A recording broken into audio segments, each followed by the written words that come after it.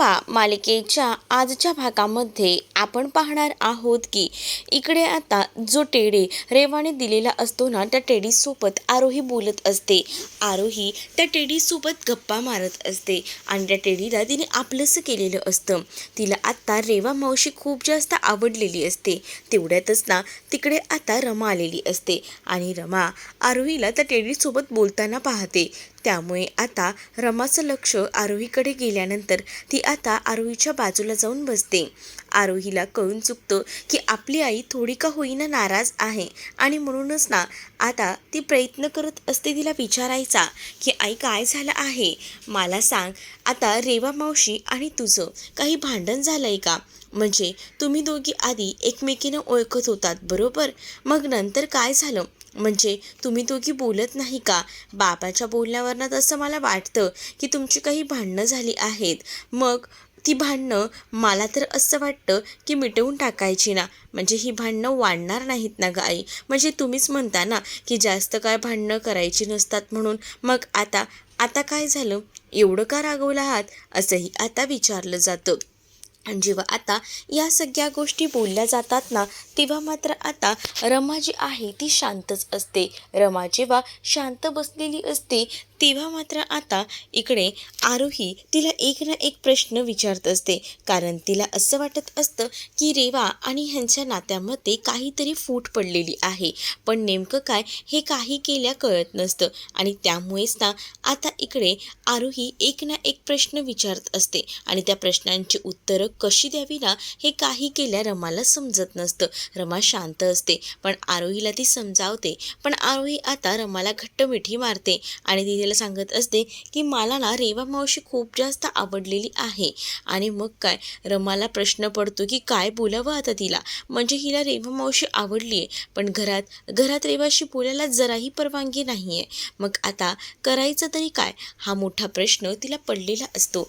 पण आता जो टेडी रेवाने दिलेला असतो ना, त्या टेडीसोबत जरा जास्तच तिचं रमलेलं असतं. तिला एकदम छान वाटत असतं. दुसरीकडे आता अभि हा रेवाशीच फोनवर बोलत असतो. अभि रेवाला सांगत असतो की तुझी हेल्प मला केवढी झाली आहे ना, मी काय सांगू. म्हणजे त्या गुंडांना तिथून बाहेर काढण्यापासून ते माझे पैसे नील करेपर्यंत सगळं काही तुम्हाला मदत केलीस ना, म्हणून शक्य झालं.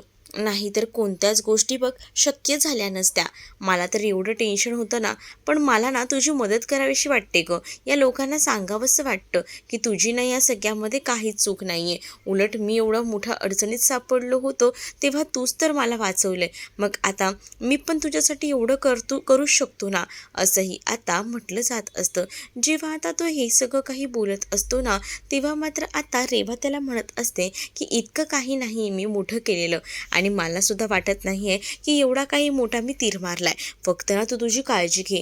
जेव्हा उद्या जाऊन जर समज घरी कळलं तर त्यानंतर घरातले काय रिॲक्ट करतील. कारण त्यांना माहिती आहे की जर हे सगळं तू केलं असेल तर तुला ती लोकं घरातही उभं करणार नाहीत आणि मग तेव्हा तुझं काय होईल याचा जरा विचार कर, हेही आता ती म्हणत असते. म्हणजे तिला एकंदरीत म्हणायचं असतं की तेव्हा तुला माझीच गरज लागणार आहे पुन्हा. पण हे अभिला कुठे कळत असतं. अभिला वाटत असतं रेवा खूप जास्त सुधारली आहे आणि म्हणूनच तो तिला म्हणत असतो की तू सांग फक्त तुझ्यासाठी काय करायचं आहे ते सगळं काही मी करायला तयार आहे. मग रेवा त्याला आता तरी सध्या नकार देत असते. ती म्हणत असते की जाऊ दे, त्यांना पटत नाही आहे ना की माझ्यात बदल झाला आहे. कधी ना कधी तर त्यांना या गोष्टी पटतीलच आणि मग बघूया काय होतंय ते, असंही आता म्हटलं जात असतं. दुसरीकडे आता रमा सकाळी तयार होत असते आणि तेव्हा ना तिच्या डोक्यामध्ये सतत तेच विचार फिरत असतात. म्हणजेच आता आरोही त्या टेडीसोबत खेळत होती आणि त्या टेडीचं नावसुद्धा तिने चिव ठेवलेलं होतं, जे की रेवाच्या मुलीचं नाव होतं. इकडे आता रमा केस विंचरत असतानाच तिथे आता अक्षय आलेला असतो आणि अक्षय रमाला विचारतो की काय चाललंय. मनामध्ये तेच विचार चालू आहेत ना की रेवाचं काय करायचं, रेवा किती चांगली हेच ना. मग ती नाही म्हणत असते. पण अक्षयने ना बरोबर तिला ओळखलेलं असतं. अक्षय आता रमाला सांगत असतो की मी तुला आधीच सांगतोय की तुझं कामामध्ये लक्ष लागत नाही, ह्या सगळ्या गोष्टी होत आहेत. त्यापेक्षा ना त्या रेवासोबत ना बोलायचं बंद कर. त्या मुलीचा काही भरोसा सांगता येत नाही आहे. मी तुला सांगतोय की मला आधी थोडं वेगळं वाटलं होतं, पण आता मी तुला सांगतोय ना, मला थोड्या गोष्टी वेगळ्या वाटत आहेत आणि म्हणूनच तर मी तुला सांगतोय ना, ऐक माझं. मी काय म्हणतोय ते. म्हणजे मला असं वाटतं ना की तुझ्यापासून लांब राहिलेलंच बरं. पण आता रमा ऐकत नसते. रमाला आता अक्षयच्या ह्या गोष्टी पटत नसतात. कारण आहे ना तिला रेवावर जास्त विश्वास वाटायला लागलेला असतो. रेवामधले बदल बघून तिला आता हेच वाटत असतं की खरंच रेवा सुधारली आहे. पण अक्षय वेळोवेळी रमाचे डोळे उघडायचा प्रयत्न करत असतो आणि त्या मुलीवर जास्त विश्वास ठेवू नको. एकदा का तिने धोका दिला ना का मग बघ कशी वेळ येईल ती. म्हणूनच मी तुला सांगतोय, जास्त डोकं लावू नकोस, असंही आता अक्षय रमाला बोलत असतो. पण रमाला कुठे ऐकून घ्यायचे. रमाला आता आरोहीसाठी रेवाला ॲक्सेप्ट करावंच लागत आहे. म्हणजेच ती विचार करते की जाऊ दे, जर आरोहीला आम्ही एकत्र असलेलं आवडत असतो तर मला एकत्र तिच्या आनंदासाठी का होईना राहावं लागणार आहे. असाही विचार ना आता तिच्या डोक्यामध्ये येऊ लागलेला असतो. आणि जेव्हा हे सगळं काही घडत असताना तेव्हा मात्र आता इकडे दुसरीकडे पाहायला मिळतं की रेवा ना छान असं पेस्ट्री बनवत असते. कारण आहे ना तिला ती पेस्ट्री घेऊन जायची असते. तिला असं वाटत असतं की ही पेस्ट्री मी जेव्हा आरोहीला खायला देईन तेव्हा आरोही खूपच जास्त खुश होईल आणि त्याचसाठी तिचे प्रयत्न आता सुरू असतात. तर दुसरीकडे मात्र पाहायला मिळतं की चंदा आलेली असते आणि चंदा म्हणते की काय हो, काय झालं, तुम्ही एवढा वेळ झाला सकाळी ना काही बनवतच आहात आणि तुम्ही झोपलात नाही आहे का. हे तर तुम्ही दुकानातून सुद्धा मागवू शकला असतात ना. तर ती म्हणत असते की दुकानातून मागवायची मजा वेगळी आहे आणि करायची वेगळी. म्हणजे कसं, या निमित्ताने का होईना मी आहे ना त्यांच्यासाठी काहीतरी करते, यातच मला आनंद आहे. म्हणजेच मी बघा ना या एवढ्या सगळ्या गोष्टी करते, या सगळ्यामध्ये माझा फक्त एवढाच हेतू आहे की सगळं काही नीट व्हायला हवं. आणि म्हणूनच ना मला या सगळ्या गोष्टी बरोबर वाटत आणि त्यामुळेच ना मी काहीसुद्धा करू शकते. म्हणजेच अगदी रेवाला असं वाटत असतं की आरोहीच्या चेहऱ्यावरचा आनंद हाच तिच्यासाठी महत्त्वाचा आहे आणि म्हणूनच ना रात्रभर जागून तिच्यासाठी पेस्ट्री करते. मग आता ती पेस्ट्री करत असताना चंदा तिला विचारते की या सगळ्यामागे तुमचा नक्की हेतू काय, म्हणजे कशासाठी करताय हे सगळं काही तुम्ही.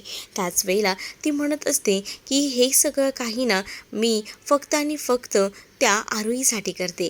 आरोहीच्या चेहऱ्यावरचा आनंद माझ्यासाठी खूप जास्त महत्त्वाचा आहे आणि आरोही खुश तर मी खुश, असंही आता ती म्हणत असते. एवढ्या सगळ्या गोष्टी जेव्हा आता ती बोलते ना तेव्हा मात्र आता इकडे चंदा म्हणत असते की तुम्हाला आनंदसुद्धा हवा आहे आणि अजून काही हवं आहे का, असं मुद्दामूनच ती विचारत असते. नाही नाही, असं काहीसुद्धा बाकी नाही, पण मला आवडते.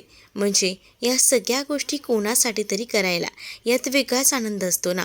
मग इकडे आरोही समर कॅम्पला गेलेली असते आणि तिथे ना खेळत असते. जेव्हा ती तिथे खेळत असते ना तेव्हा तिचं लक्ष आजूबाजूला सुद्धा असतं. रमा मात्र तिथेच असलेल्या एका टेबलवर बसलेली असते. रमाचंही लक्ष असतं की काय चाललंय, रमाही बघत असते. मग आता आरोही जी आहे ना ती मात्र आता मस्त खेळत असते. आरोहीचंही लक्ष जातो. आरोही बघते तर काय, समोर आहे ना तिला आता रेवा आलेली दिसते. रेवाला जशी ती बघते तसं आरोही हातातलं सगळं काही खेळणं वगैरे सोडून रेवाकडे आता पळत जाते. कारण रेवा आजकाल तिच्या आयुष्यात तिला खूप जास्त महत्त्वाची वाटत होती आणि जेव्हा ती रेवाकडे जाते ना तेव्हा मात्र आता रेवा जी आहे ती तिला म्हणत असते की काय झालं. आणि त्याच वेळेला रेवाला ती सांगते की मला ना तू आल्याचा खूप जास्त आनंद झाला आहे, तू कशी काय अचानक इथे आलीस, असंही आता ती विचारत असते. त्याच वेळेला रमाला हे सगळं बघून थोडं ऑकवर्ड फील होत असतं. कारण आरोही आणि रेवा या दोघांचंही बॉन्डिंग ना जरा जास्तच वाढलेलं होतं आणि हे थोडं रमाच्या डोळ्यामध्ये खुपत होतं. म्हणजे रमाला आपली मुलगी दुसऱ्या इतर कोणाशी बोलते ना या गोष्टीही थोड्या मान्य होत नसतात. पण आता तिच्या ह्या सगळ्या चुकीमुळे तिला ॲक्सेप्ट करावंच लागणार असतं आणि त्याचमुळे ना आता इकडे तिची नजर इकडे तिकडे शोधत असते आणि तेव्हाच ना तिच्या लक्षात येतं की रेवा आलेली आहे आणि रेवाने येताना ना काही आणलेलं असतं.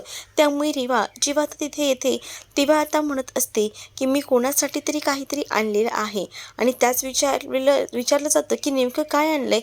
तेव्हा ती सांगू लागते की मी ना थांबा तुला दाखवते आणि असं बोलून ना ती आता दाखवू लागते आणि तिच्याकडे एक पेस्ट्री तिने आणलेली असते जी की तिने स्वतःच्या हाताने बनवलेली असते. आणि मग काय, ती पेस्ट्री जेव्हा ती दाखवते ना, तेव्हा ती पेस्ट्री बघून आता आरोहीला आनंद होतो. आरोही म्हणते की तू माझ्यासाठी आणलीस, वाव, मला खूप जास्त आवडली. आणि असं बोलून ना ती आता ते हातामध्ये घेते आणि ती लगेचच ना खायचा म्हणून प्रयत्न करत असते. रमा आता तिला लांब ठेवायचा प्रयत्न करते, पण ते काही रमाला शक्य होत नसतं. रमा इतकं लांब करून सुद्धा रेवा आणि त्याचसोबत इथे आरोही या दोघीही जणी अगदीच बाजूबाजूला बसलेल्या असतात. आणि जेव्हा ह्या दोघीही जणी बाजूला बसतात ना, तेव्हा मात्र रमा थोडी एका वेगळ्याच नजरेनंच पाहत असते. तर रमाला आता ती म्हणत असते की आई, कसली भारी पेस्ट्री केली आहे बघ ना या मावशीने, मला खूप जास्त ही पेस्ट्री आवडली आहे. आणि ती आता रेवाने जी पेस्ट्री बनवलेली असते ना तिचं कौतुक करू लागते. आणि तेव्हा रेवासुद्धा एकदमच खुश झालेली असते. म्हणजेच ना रेवाने विचारही केला नव्हता की एवढं सगळं काही आपल्यासोबत छान होईल. आणि आता या सगळ्या काही गोष्टी बघून ना आता खूपच जास्त आनंद रेवाला झालेला असतो. मग रेवा एकटक पाहत राहते, कारण तिला ना आरोहीच्या चेहऱ्यावरची स्माईल खूप जास्त इम्पॉर्टंट असते. आणि आरोही जी आहे ना ती आता हसत असते. आरोही हसत आहे म्हटल्यावर आता इकडे रमा म्हणत असते की बस झालं आरोही, कारण रेवा आणि त्याचसोबत आता आरोहीची जी काही जवळीक होत असते ना ती सुद्धा कुठेतरी आता नाही पटत इकडे असणाऱ्या रमाला. कारण रमाला कळत असतं की रेवा आणि त्याचसोबत आरोही यांचं बॉन्ड खूप छान झालेलं आहे. आणि ही गोष्ट ना कुठेतरी ना मनामध्ये खटकू लागलेली असते. आणि म्हणूनच मग ती म्हणत असते की बस झालं, पुरे झालं. पण तरीसुद्धा हे दोघंही जण ना एकमेकांना छान असं भरवत असतात. आणि जेव्हा एकमेकांना भरवत असतात ना तेव्हा मात्र आता रमाला राग येत असतो. पण आरोही तिचं कौतुक करत म्हणत असते की मला आवडलंय, मला खूप जास्त आवडलंय, तू माझ्यासाठी पेस्ट्री आणली असते. आणि ना स्वतःच्या हाताने त्या रेवाला पेस्ट्री वगैरे सुद्धा भरवते. आणि हे सगळं रमाला थोडं विचित्र वाटत असतं. मग आता तिला ना कुठेतरी अक्षयचं बोलणं सुद्धा आठवू लागलेलं असतं. म्हणजे अक्षय आपल्याला बोलत होता की ह्या सगळ्या गोष्टी नको करायला, पण मी ऐकलं नाही, हेही कुठेतरी मनात आता वाटू लागलेलं असतं. एवढ्या सगळ्या गोष्टी जेव्हा आता कळत असतात तेव्हा मात्र आता सगळ्या काही गोष्टी ज्या आहेत ना त्या एकदम डोक्याच्या बाहेर रमाच्या सुरू असतात. दुसरीकडे आता पाहायला मिळत असतं की चंदा जेव्हा बघते तेव्हा आता चंदाला कळतं की एक वेगळाच आनंद जो काही आहे तो रेवाच्या चेहऱ्यावर आला आहे. आणि मग ती रेवाला विचारते सुद्धा की मला ना इतका आनंद झालाय ना की तुला काय सांगू. म्हणजे ना मी विचारही केला नव्हता की माझ्यासोबत एवढं छान घडेल. म्हणजेच आरोहीला मी बनवलेली पेस्ट्री खूप जास्त आवडली आणि त्याचसाठी ना आपण दोघंही जण मस्त अशी पार्टी करूया. आणि तिने आता एक बिअरची बॉटल ओपन केलेली असते आणि स्वतःही त्यातली एक बिअरचा ग्लास भरून घेते आणि सोबत चंदाला सुद्धा देते. चंदालाही म्हणत असते की आपण आहे ना जरा मस्त अशी जरा घेऊया, म्हणजे कसं बरं वाटेल. आणि मग काय एन्जॉय करत असतात ते दोघंही जण.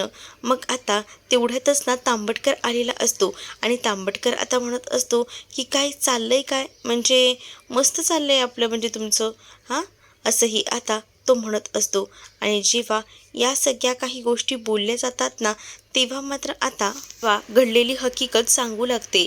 आणि रेवा या सगळ्या गोष्टी जेव्हा मात्र इकडे सांगत असते ना तेव्हा मात्र तांबटकर खूप जास्त खुश असतो. तांबटकर म्हणतो, अरे च्छा, बरं झालं, म्हणजे तुला या सगळ्या गोष्टी आवडत आहेत. आणि खरंच ना मला आनंद होतोय, काय सांगू मी, म्हणजे मला इतकं छान वाटतंय ना, त्यामुळेच ना आता ती इतकी हॅप्पी असते. आणि ह्या सगळ्या गोष्टी आता त्याला सांगू लागते. आणि जेव्हा या सगळ्या गोष्टी सांगते ना तेव्हा मात्र तांबटकरही म्हणतो की चल, एका अर्थी बरं झालं की सगळं काही नॉर्मल होतं आहे, मग तर झालं ना. आणि ह्या सगळ्या गोष्टी जेव्हा तो बोलत असतो तेव्हा रेवाही म्हणते की मलाही जरा बरं वाटते, म्हणजे एवढे दिवस मला ना जीवची आठवण यायची, पण आता आरोहीसोबत बोलते ना तर बरं वाटतं. रेवाने जी पेस्ट्री केलेली असते ती सुद्धा ती आता त्या तांबटकरला खाऊ घालते. तांबटकर म्हणतो, एक नंबर झाली आहे, मला खूप जास्त आवडली. मग खूपच छान केलीस. आणि मग काय त्या आरोहीला सुद्धा आवडलीच असेल. मग आता इथे रेवाही म्हणते की हो हो, तिलाही आवडलीच ना, मला ना आज खूप जास्त आनंद झाला आहे. दुसरीकडे आता ती पेस्ट्री घेऊन आरोही घरी आलेली असते आणि तिच्या समोर ना आता एक टेडी असतो आणि टेडीशी ती बोलत असते. आणि ती म्हणत असते की बघितलंस का, आज मला ना ही पेस्ट्री भेटलेली आहे, बघ तू खाऊन. आणि तेव्हाच ना अक्षयसुद्धा आलेला असतो आणि अक्षय आरोहीच्या हातामध्ये पेस्ट्री पाहतो आणि तो म्हणतो, अरे चा, आज तर कसली तरी मजा चालू आहे. आणि तो मग पेस्ट्री खायलाच घेत असतो आणि तेव्हाच ना त्याला आता आरोही म्हणते की हो, मला ना ही पेस्ट्री जी आहे ती दिलेली आहे ती म्हणजे आपल्या रेवा मावशीने. रेवा मावशी हा असा उल्लेख करताच ना यामध्ये खूपच जास्त अक्षयला राग येत असतो. अक्षयने विचारही केला नव्हता एवढं सगळं काही घडत होतं. म्हणजेच आता जे काही आरोही रेवा मावशी बोलत होती त्यामुळे अक्षय आता रमावर ओरडतो. आणि हे सगळं काय आहे रेवा मावशी, आणि आता बघितलंस का ही काय मर्यादा वाढत चाललेली आहे. मग आता रमा शांत असते. रमाला आता अक्षय ओरडत असतो. अक्षयचं ओरडणंसुद्धा स्वाभाविकच होतं, कारण आता आरोहीचं प्रमाण जे आहे ते रेवा रेवा करणं वाढत चाललेलं होतं. आणि अक्षय जे काही बोलत होता ते अगदीच बरोबर बोलत होता. त्यालाही तेच वाटत होतं जे की आता या सगळ्या गोष्टी ज्या आहेत त्या व्हायला नकोत, कारण रेवा ही कशी आहे तो ते ओळखून असतो. आणि म्हणूनच तो या सगळ्या गोष्टींपासून रमाला आणि आरोहीला लांब राहायला सांगत असतो. पण आरोही त्या रेवामध्ये इतकी गुंतलेली असते ना की लांब राहणं आता आरोहीपासून तरी शक्य नव्हतं. आरोहीला जेव्हा आता अक्षय ओरडतो तेव्हा आरोही रमाकडे जाऊन उभी राहते आणि रमाला म्हणत असते की बघ ना बाबा कसं बोलतात ते. आणि त्याच वेळेला आता अक्षय म्हणत असतो की मी सांगितलंय तुम्हाला त्या रेवासोबतचे संबंध वाढवू नका. तुम्हाला वाटतं तशी ती नाही आहे, मी त्या रेवाला चांगलं ओळखतो, असं देखील आता अक्षय बोलत असतो. इकडे मात्र आता बिचारी रमा जी आहे ती विचार करते, तिला काही सुधरत नसतं.